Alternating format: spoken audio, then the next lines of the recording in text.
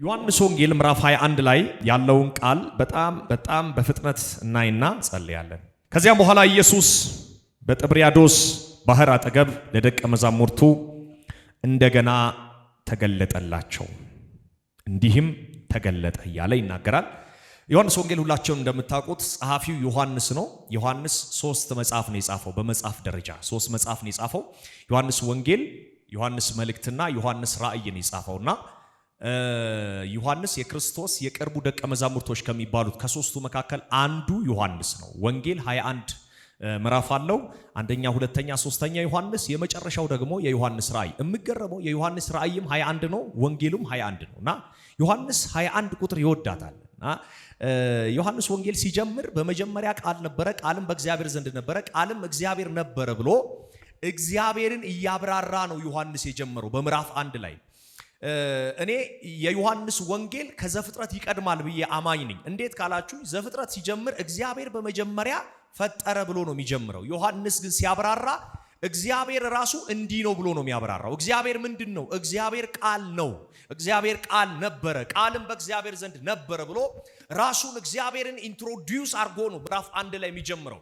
ምዕራፍ 2 ላይ ስትገቡ ኢየሱስ ክርስቶስ በቃና ዘገሊላ ያደረገውን ተአምራት፣ የአገልግሎቱ መጀመሪያ ሰርግ ላይ ኢየሱስ ተገኝቶ ወይን ጠጅ የለም ስትል ማርያም ወይን ጠጁን ኢየሱስ ክርስቶስ ከውሃ ውስጥ አወጣ። ውሃ በባህሪው ቀለም የለውም፣ ሽታ የለውም፣ ጣዕም የለውም። ምንም ከሌለበት ውስጥ ነገርን ማውጣት እንደሚችል ክብር ለኢየሱስ ይሆን። እነዛ 6ቱ ጋኖች ለሰው ፕሮግራም የተቀመጡ እጅ እግር ለማስታጠብ የተቀመጡ ወይን ጠጅ አወጡ። አሜን ይበል አንድ ሰው።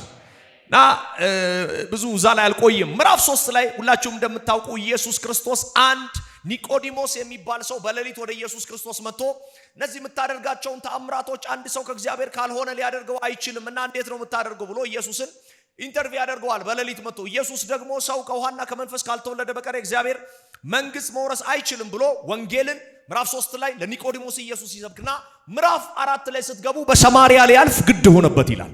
ክብር ለጌታ ይሁን። ዛሬ በአንድ ሰው ቤት ኢየሱስ ይለፍ። ጩሁና በደንብ አሜን በሉ። ክብር ለኢየሱስ ይሁን። ምዕራፍ 5 ላይ ስትገቡ ኢየሱስ ክርስቶስ ቤተሳይዳ የምትባል ከተማ ላይ ይገባል።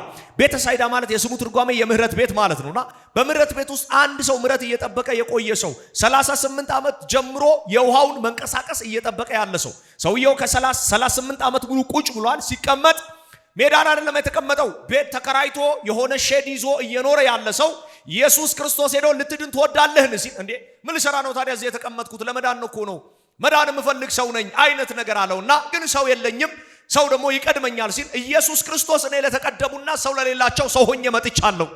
አንድ ሰው አሜን ይበላ። የቤተሳይዳው ንጉሥ አለቃው የናዝሬቱ ኢየሱስ ዋናው መልአክ ልኮ ሳይሆን ራሱ ተገልጦ ታምራት ሰራ። ለጌታ ክብር ሲያጨብጭቡ ሃሌሉያ። ምዕራፍ 6 ላይ ኢየሱስ ክርስቶስ እኔ የህይወት እንጀራ ነኝ ብሎ እንጀራ መግቧቸው ራሱን የገለጠበት፣ እንደገና ደግሞ ምዕራፍ 7 ላይ ደግሞ ኢየሱስ ክርስቶስ እኔ የህይወት ወንዝ ነኝ ብሎ የተናገረበት፣ በበዓሉ በፊተኛው ቀን ኢየሱስ ክርስቶስ ቀርቦ ማንም የተጠማ ቢኖር ወደ እኔ ይምጣ፣ የህይወት ውሃ ወንዝ ከሆዱ ምን ያደርጋል? ይፈልቃል። ምዕራፍ 6 እንጀራ ነው፣ ምዕራፍ 2 ውሃ ነው። ሃሌሉያ። ምዕራፍ 8 ላይ ስትገቡ ደግሞ ኢየሱስ ክርስቶስ ምህረት አድራጊ ነው። ያቺ በደለኛ ሴት ዝሙት ሰርታ የመጣች ይዘዋት እንውገራት፣ ያዛት ኮብልስቶን ሰው ሲፈልግ ጌታ እንደዚህ ያላቸው ከናንተ መካከል ማንም ኃጢአት የሌለባት ቢኖር ፈጥኖ ምን ያርጋት? ይውገራትና ይግደላት ሲል ሁሉም ሸሹአለ። ለካ ሁሉም በደል አለባቸው። በደል የሌለበት መግደል የሚችል የናዝሬቱ ኢየሱስ እንደዚህ አለ፣ እኔ አልፈርድብሽም፣ በደና ሂጂ። አንድ ሰው ለጌታ ያጨብጭባ ሃሌሉያ። ምዕራፍ 9 ላይ ሰው የረገመው ያለ ኃጢአቱ ኃጢአተኛ የተባለ ማየት የማይችል ሰው እና ኢየሱስ ክርስቶስ ወደዛ ሰውዬ መንገድ ሲያልፍ መጡና እንደዚህ ያሉት፣ ይሄ ሰውዬ አይኑ የጠፋው አባቱ ነው፣ አያቱ ነው፣ ቅድመ አያቱ ነው፣ ማን ነው ኃጢአት የሰራው? በየት በኩል ነው እርግማን የመጣበት ሲል፣ አይ ማንም አይደለም እና ክብር እንዲገለጥበት። አንድ ሰው መታርጉትና ነገሩ ለክብር ነው በሉት ባካችሁ። ምዕራፍ 10 ላይ ኢየሱስ ክርስቶስ እኔ አለ የበጎች በር ነኝ አለ። ከኔ በፊት የመጡ ሌቦች ናቸው፣ ሐሰተኞች ናቸው እና በኔ በኩል የሚገባ ቢኖር አለ ይገባል፣ ይወጣል፣ መሰማሪያም ያገኛል፣ ይድናል። ሃሌሉያ። በር ነኝ አለ ኢየሱስ ምዕራፍ 10 ላይ። ምዕራፍ 11 ላይ በቢታንያ ከተማ ላይ የነዛ የማርያምና የማርታ ወንድም አላዛር የሚባል ሰው ታመመ። ኢየሱስ ክርስቶስ ሰምቶ ቆየ፣ ዝም አለ። ከዛ ደወሉለት። በእኛ ኮንቴክስት አትመጣም እንዴ? አትደርስም እንዴ? የምትወደው ሰውዬ እኮ ታሞብሃል። ለምትወደው ቶሎ አትመጣም እንዴ ሲል አይ እንደውም ለምወደው ሰው ቆያለሁ አለ። አጠገብ ያለው ሰው ጌታ የቆየው ስለጠላህ አይደለም በሉት፣ ፈልጎ ሆኖ በሉት። ንገሩልኝ በጌታ ስለጠላህ አይደለም የቆየው፣ ፈልጎ ነው ኢየሱስ። ጅርቱ ሰው አለ ወይ እዚህ ቤት? ዛሬ መልእክት አለኝ። የተወደዳችሁ እግዚአብሔር የዘገየባችሁ ይመጣል ኢየሱስ። ምዕራፍ 11 ላይ ኢየሱስ ክርስቶስ የህይወት ትንሣኤ እንደሆነ የመዳን ምክንያት እንደሆነ ምዕራፍ 11 ላይ ኢየሱስ ይናገራል። ክብር ለጌታ ይሁን። ምዕራፍ 12 ላይ ይሄ ከሆነ በኋላ ቢታንያ ከተማ ላይ ታላቅ የሆነ እልልታ ምስጋና ይደረጋል። አላዛርም ኢየሱስ ክርስቶስ በመካከላቸው ኢየሱስና አላዛር አንድ ላይ ጎን ለጎን ተቀምጠው ማርያም የምትባል ሴት መጣች። ዘይት ይዛ ቅባት ይዛ መጣች። ሃሌሉያ። እኔ የሚገርመኝ ምዕራፍ 12 የተፈወሰው ነቢይ ማን ነው? አላዛር ምንም ሳይመስለው ምን እጁን እንደ እግሩ እንደዚህ አጣምሮ ይበላል። ምንም ሰው ሁሉ እየመጣ ያ እኮ ነው የተነሳው ሲሉ እሷ መጣች። ኖ የተነሳውን ሳይሆን ያስነሳውን። አሜን አትሉም ወይ? ይሄ የተፈወሰውን ሳይሆን የፈወሰውን። ዛሬ ለሱም ይሆን ሽቶ ይዤ መጥቻለሁ። አረ ሃሌሉያ። ማርያም የምትገርም ሴት መጣችና ይላል መጽሐፍ ቅዱስ አፈሰሰችው ሳይሆን ሰበረችው። እና ቁጭ ብለው ሂሳብ ሰሩ። ይሄ እኮ አሉ ቢሸጥ ስንት ሺህ ሰው ይመግባል ሲል ኖ አለ ኢየሱስ። ይሄ ለመቃብሬ ነው አለ። ሴትዮዋ አይኗ በርታላት። ኢየሱስ ክርስቶስ ሽቶ እንደማይቀባው ቀባችው። ክብር ለጌታ ይሁን። አጠገባችሁ ያለው ሰው ውዱን ነገር ለጌታ ስጠው በሉት። ይሄ ኢየሱስ በሉት። ያንተን ነገር በሉት። መንገድህን በሉት። ስራህን በሉት። ነገርህን በሉት። ያስተካክለዋል። ምዕራፍ 13 ላይ ኢየሱስ ክርስቶስ ማበሻ ጨርቅ አነሳ፣ እግራቸውን አጠባቸው፣ አስተማራቸው፣ ትህትናን ገለጠላቸው። ምዕራፍ 13 ላይ ምዕራፍ 14 ላይ ልባቸው አይታወቅ እኔ ልሄድ ነው አለ። ከምዕራፍ 13 ጀምሮ የኢየሱስ ክርስቶስ የመጨረሻ አገልግሎት ነው። ምዕራፍ 13 ላይ እሄዳለሁ ብሎ ፍቅርን እንዲጠብቁ ነገራቸው። ምዕራፍ 14 ደግሞ ልባቸው አይታወቅ በእግዚአብሔር እመኑ፣ ስፍራ አለ ባካችሁ፣ አትጨነቁ ብሎ ጌታ ኢየሱስ ትልልቅ ትምህርቶችን አስተማረ። ምዕራፍ 15 ላይ ደግሞ ኢየሱስ ክርስቶስ እኔ የወይን ምንድን ነኝ አለ፣ ግንድ ነኝ አለ። ሌላው ግንድ ሊሆን አይችልም፣ እኔ ነኝ ግንዱ ብሎ ምዕራፍ 15 ላይ ተናገረ። ምዕራፍ 16 ላይ ይሄንኑ የምዕራፍ 17ቱን ትምህርት ስፍራ ላዘጋጅ ነው መሄደው፣ ላጸና ነው መሄደው ብሎ ጌታ ኢየሱስ አስተማራቸው። ምዕራፍ 17 ላይ ኢየሱስ ክርስቶስ ለእያንዳንዱ ጸለየላቸው። ታላቁ ጸሎት የሚባል መጽሐፍ ቅዱስ ላይ ሁላችሁም ታውቃላችሁ ብዬ አስባለሁ። ምዕራፍ 18 ላይ ጌታ ኢየሱስ ክርስቶስ ይያዛል። ከዛ በኋላ በምዕራፍ 19 ምዕራፍ 20 ድረስ ኢየሱስ ክርስቶስ የመሞቱ እንደገና ደግሞ ሞትን ድል አድርጎ የመነሳቱ ክፍል ነው። እስቲ ለጌታ ክብር አጨብጭቡ አንዴ። ዛሬ የምናየው ምዕራፍ 21 ላይ ነው። ምዕራፍ 21 ላይ የእግዚአብሔር ቃል እንደዚህ ይላል፣ ኢየሱስም እንደገና ተገለጠላቸው። ያዙትና አጠገባችሁ ያለውን ሰው ዛሬ እንደገና ይገለጥልሃል በሉት። ይህ ክፍል ተስፋ የመቁረጥ ክፍል ነው። ምዕራፍ 21 ግራ የተጋቡበት ደቀ መዛሙርቶች፣ አሳ ጥለው የሄዱ ሰዎች አሳ ፍለጋ የተመለሱበት፣ መረብ ፈልጎ ጴጥሮስ በቃ እንግዲህ እስካሁን ጠብቄዋለሁ ከዚህ በኋላ የማይመጣ ከሆነ መረቤን አነሳለሁ ብሎ ዮሐንስ፣ ጴጥሮስ፣ የዘብዴዎስ ልጆች ያዕቆብ መረብ ይዘው ለሌላ አገልግሎት ሲነሱ እንደገና ሃሌሉያ ኦ ማካላዶስ ሴቫኒያ ይሄ ሌሊት ምናልባት ለአንድ ሰው ኢየሱስ እንደገና ይገለጣል። ትላንት ኢየሱስ ተገልጦላቸዋል። ትላንት ኢየሱስ አውርቷቸዋል። ሰላም ለእናንተ ይሁን ብሏቸዋል። ነገር ግን ምዕራፋቸው አልተቀየረም። የመጀመሪያው መነካት፣ የመጀመሪያው መገለጥ እውነተኛ ህይወታቸውን ሽፍት አላደረገም። ሁለተኛ መገለጥ አለ። ዛሬ ለአንድ ሰው ጌታ በዚህ ሳምንት እንዲህ ብለ አውጅ አለኝ ጌታ። ይሄ ሳምንት በህይወታችሁ ላይ፣ በቤታችሁ ላይ፣ በስራችሁ ላይ እግዚአብሔር እንደገና የሚገለጥበት ይውሰድ። አንድ ሰው አሜን ብሎ በጌታ በኢየሱስ እግዚአብሔር እንደገና የሚመጣበት፣ የእግዚአብሔር ድምፅ እንደገና የሚመጣበት። ኢየሱስ ክርስቶስም ለደቀ መዛሙርቱ እንደገና ተገለጠ ይልና ክፍሉን እንዲህ ብዬ ላብራራላችሁ። ቶሎ ብዬ ወደ ዋና ሐሳብ ልምጣ። ኢየሱስ ሲገለጥ አሳ ላይ አጥምደው የወጡ ሰዎች ናቸው። አሳ ማታ ማታ ነው የሚገኘው። ጎናችሁ ያለውን ሰው አሳ ማታ ነው የሚገኘው በሉት። እና በማታቸው አሳ ፈልገው አሳ አጥተዋል። በእነሱ ኮንቴክስት አሳ በሚገኝበት ሰዓት ሌሊት 6 ሰዓት፣ ሌሊት 7 ሰዓት አሳ አለ። እዛ ወንዝ ላይ ግን አሳ ጠፋ። አንዳንድ የጌታ ነገሮችን የሚቆልፈው ለፕሮግራም ለእናንተና ለነ መሐመድ ለነ ምናምን ተከፍቶ ላንቺ ከተዘጋ እግዚአብሔር ሌላ ፕሮግራም አለው ማለት ነው። ስሙኝ፣ እንደ ቀልድ ነገሮቻችሁ ቶለው ያሮጡት ለምንድን ነው ካላችሁኝ፣ ማዳኑን እግዚአብሔር ሊያሳያችሁ ፈልጎ ነው። እንደገና ምዕራፋችሁን ሊነካ ፈልጎ ነው። እንደገና ኢየሱስ ክርስቶስ ምዕራፍ 21 ላይ ተገለጠላቸው። መጣና ልጆች ሆይ አቤት፣ እንጀራ አላችሁ? የለንም። አሳላችሁ? የለንም። የሚበላላችሁ? የለንም። እጃችሁ ምንድነው? ባዶ ነው። የላችሁም እንዴ? አዎ የለንም። ምንም ነገር? አዎ። ለዛሬም ይሆን የለም። እንግዲህ ያው ሳለ እስቲ በቀኝ በኩል መረቦቻችሁን ጣሉ ሲል ለማንኛውም እንሞክረው ብሎ ተያይዘው ጣል ሲያረጉ የለም ባሉት አፍ ወጣ። ዛሬ ለሆነ ሰው ትንቢት ልናገር፣ ያ ነገር የለም ብለሻል። ከዚህ ቃል በኋላ እግዚአብሔር ታምራት ያደርጋል። አላቅም እዚህ መስመር የሚከፈትለት በር ያለ ሰው አለ። እግዚአብሔር የሚከፍትለት የሆነ ለአንድ ሰው በኢየሱስ ስም አዲስ በር እግዚአብሔር ይከፍታል። አዲስ በር እግዚአብሔር ይከፍታል። እና የለም ባሉበት መንገድ ላይ ጣል ሲሉ መጽሐፍ ቅዱስ እንደዚህ ይላል 153 ትልልቅ አሳ ያዙ ይላል። ቀጥሎስ መረቦቻቸው ሞላ ይላል። ቀጥሎስ አልተቀደደም። የተገረሙት መሙላቱ ብቻ ነው። አለ መቀደዱ ሚራ ቢኮስ የነሱ አቅም የሚይዘው አለ። ዛሬ እጃችሁ ከፍ እግዚአብሔር ከለመናችሁትና ካሰባችሁት በላይ እነሆ አዲስ ታምራት በቤታችሁ ላይ፣ እነሆ አዲስ ነገር በስራችሁ ላይ፣ እነሆ አዲስ ቁልፍ በቤታችሁ ላይ በኢየሱስ ስም እግዚአብሔር ያደርጋል።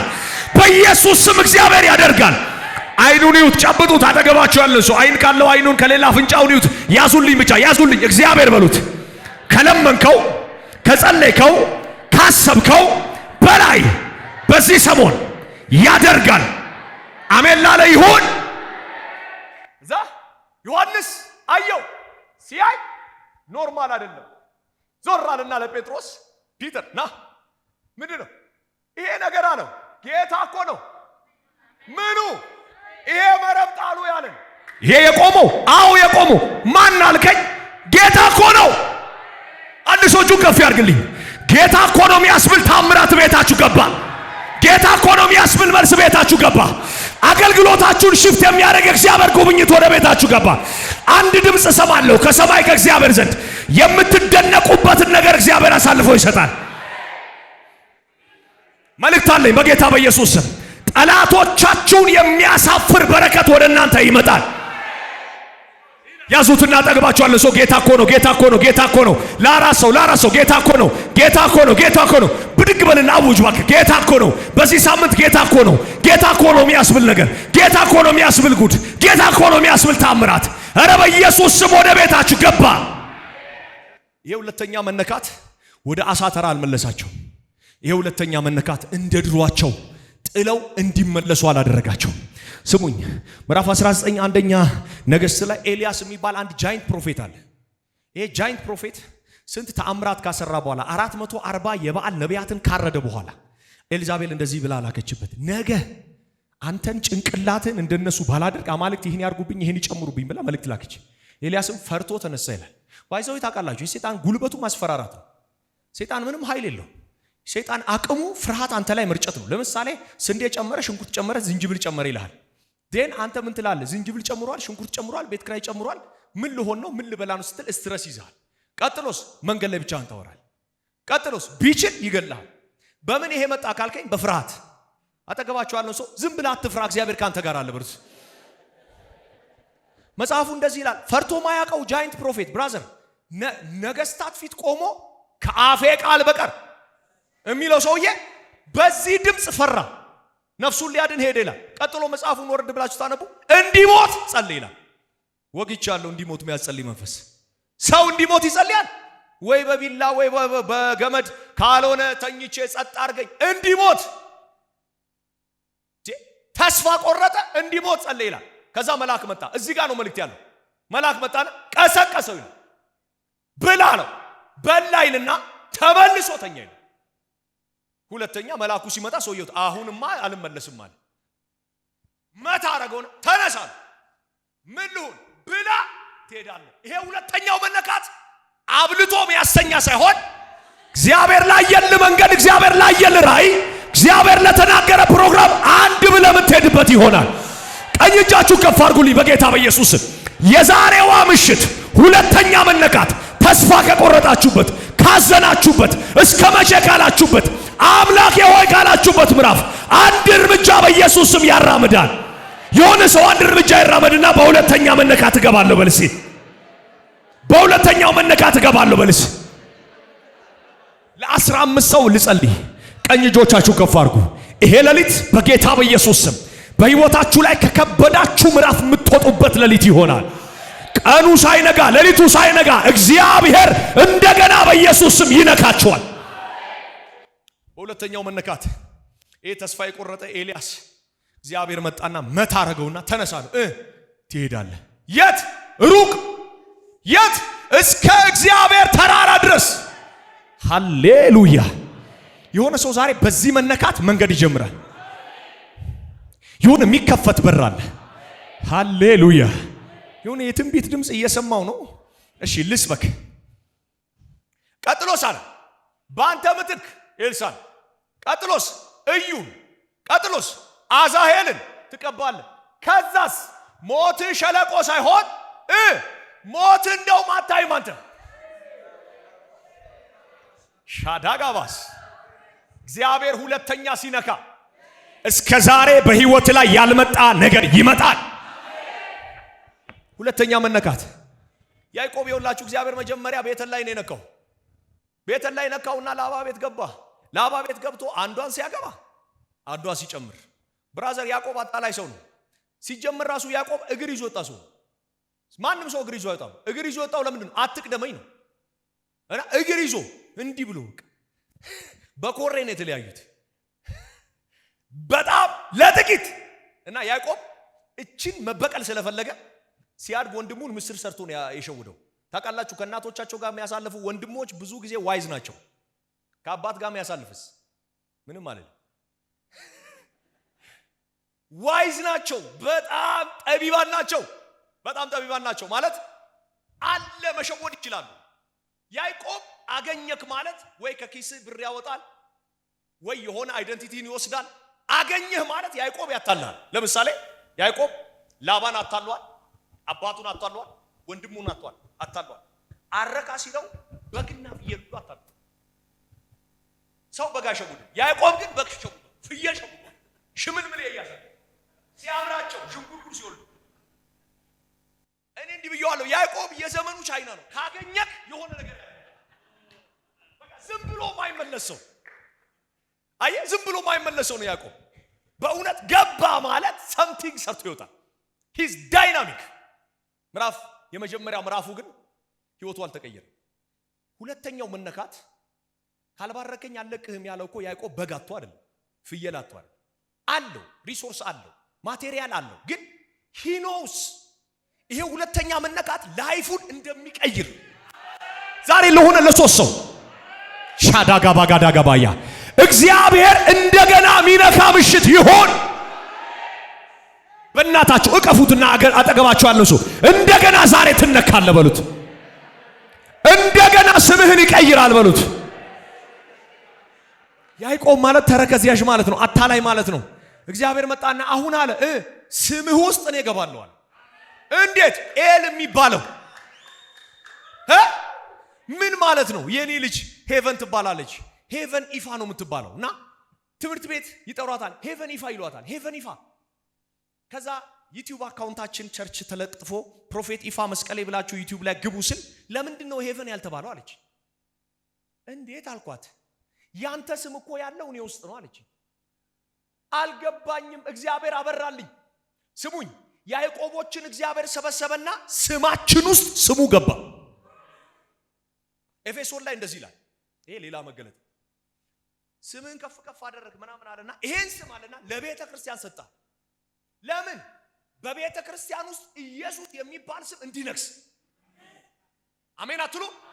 አሁን ያዕቆብ አታላዮች ተሰበሰበንና ስሙ ገባብን። አሁን ስንጠራ ኢየሱስም እኛ ውስጥ አለ። መታርጉትና ስምህ ውስጥ ስሙ አለ በሉት። ሄሎ። ሁለተኛ መነካት ያዕቆብ በደና የገባው ሰውዬ እንደዚህ ብሎ የገባው ሰውዬ እንደዚህ እያለ ወጣ። ታውቃላችሁ ኢየሱስ ክርስቶስ መስቀል ላይ ጭኑን አልሰበሩትም። ሊሰብሩት ሲሉ ኦሬዲ ሞቷል። ጭን መሰበር የመሞት ምልክት ነው እና ያዕቆብ አዲስ ኪዳን ላይ በመሞት ውስጥ አዲስ ወጥ እንደሚገኝ መንፈስ ቅዱስ ሊያበራ ፈለገና ጭን ሰበረ እና ተሰብሮ እንዲህ ያለ የገረመኝ እንዲህ ያነከሰ ወጣ ያዕቆብ ወዬ ስም ማን ነው ስሜ እስራኤል ነው ይሄ የምታነክሰው ምንድነው ሰውነቴ ድኖ ነው እንዴ ዛሬ ሁለተኛ መነካት ይሁን ባካችሁ ያልዳነው ነገራችን ዛሬ ድኖ ይቅር ያልተፈወሰ ነገራችን ተፈውሶ ይቅር መታርጉትና ሁለተኛ ይነካል በሉት ቀስቅሶት ኤልያስን መልአኩ አሁን ምነካ እንድተኛ ሳይሆን እንድትሄድ ነው የት ሩቅ ማርቆስ ወንጌል ምዕራፍ 8 ላይ ኢየሱስ ክርስቶስ አንድ ቤተ ሳይዳ ላይ አንድ አይኑ የጠፋ ሰው ያዘና ናለውና ከከተማ አወጣው ለምን እንዳወጣው አልገባኝ ረዲዬ ለምን እንዳወጣው አልገባኝም እና በኋላ ነው የገባኝ ከሰፈር አወጣውና እጁን ጫነበት ይላል ናሲ ሳሚዬ እጁን ጫነበትና ኢየሱስና ልጁ ሰውየው ብቻ ነው የተገናኙት እኔ ምልህ አለው አንዳንዴ እኛም እኮ ቼክ ኢየሱስ ቼክ ስለሚያደርግ ነው እኛም ቼክ የምናደርግ ይታያል አለው ይታያል ምን ይታያል ሲል ሰዎች እንደ ዛፍ የሚለው ኢየሱስ ነው ኢየሱስ እና ኢየሱስን እያየ ዛፍ ነው ያለው እንደ ዛፍ ነው ማይክ አለው አይ ይሄማ ልክ አይደለም ማለት ነው አሁንስ አያለው ምን ይታያል ሩቅ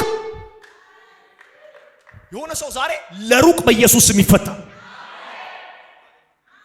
እኔ አንተ መንፈስ ደስ ብሎኛል ዛሬ ለሩቅ እግዚአብሔር የሚፈታው ሰው አለ ያዘውና ሁለተኛው መነካት በሉት አይንህን ይከፍታል በሉት ለሩቅ እይታ ትፈታለ በሉት አረ አሜን አሜን አንደኛ ለምጽፉ ሰዎች እግዚአብሔር በሁለተኛ መነካት አይኖቻችሁን ይከፍተዋል ስፒሪቹዋል አይኖች በኢየሱስ ስም ዛሬ ይበራሉ የዚህ ሰው አይን እንደበራ ማርቆስ ወንጌል ምዕራፍ 8 ላይ እንዳለው ሰው አይኑ እንደተከፈተ በኢየሱስ ስም አይናችሁ ይከፈታል ሁለተኛ እግዚአብሔር በሁለተኛ መነካት ምን ያደርጋል ካላችሁኝ ስማችሁን እንደ ያዕቆብ ይቀይረዋል ኦ ራባሻዳላባያ የሆነ አሮጌ ስም አሮጌ መታወቂያ አሮጌ ረበጌታ በኢየሱስ ስም አንዴ ሲ አራግፍና ልቀቀኝ በለው እባክህ ልቀቀኝ ዲካታራባዲ ያላባው መጥቶ ሚተበትብ በረከትህን የሚዝ ስራህን የሚዝ አገልግሎትህን የሚዝ ክንውንህን የሚዝ ሩቅ እንዳትሄድ የሚያደርግ ዛሬ በኢየሱስ ስም ይራገፋል ዛሬ በኢየሱስ ስም ይራገፋል ዛሬ በኢየሱስ ስም ይራገፋል ይሄ ምሽት እንደገና የመነካት ምሽት ይሆናል ሶስተኛ እግዚአብሔር በሁለተኛ መነካት ምን ያደርጋል ካላችሁኝ ያቆማችሁትን አገልግሎት ያስቀጥላችኋል ሐዋርያቶች ከዛ መነካት በኋላ አልተመለሱም ወደ አሳ አልተመለሱም ወደ ውሃ አልተመለሱም ወደ ምድራዊ ነገር አልተመለሱም ወደ ማይመጥናቸው ስፍራ ዛሬ ላችኋለሁ አጀንዳ ያቆማችሁ ራእይ ያቆማችሁ አገልግሎት ያቆማችሁ እግዚአብሔር ያቆማችሁትን ነገር ያስቀጥላችኋል እጃችሁ ከፍ አድርጉና ነገሬ ይቀጥላል አውጅ አውጅ ራእይ ይቀጥላል እግዚአብሔር የሰጠኝ ነገር ይቀጥላል አገልግሎቴ ይቀጥላል ቪዥኔ ይቀጥላል ሚኒስትሪ ይቀጥላል ቤተሰቤ ይቀጥላል ኧረ ይቀጥላል እግዚአብሔር ምስክሬ አንድ እጅ መጥቶ ሰዎችን ሲነካ ያለው ምንድነው ስለ የሚያስቀጥል እጅ ነው አለኝ ጌታ የሚያስቀጥል እጅ ነው አለኝ ጌታ የሚያራምድ እጅ ነው አለኝ ጌታ በረከታቸውን የሚከፍት እጅ ነው አለኝ ጌታ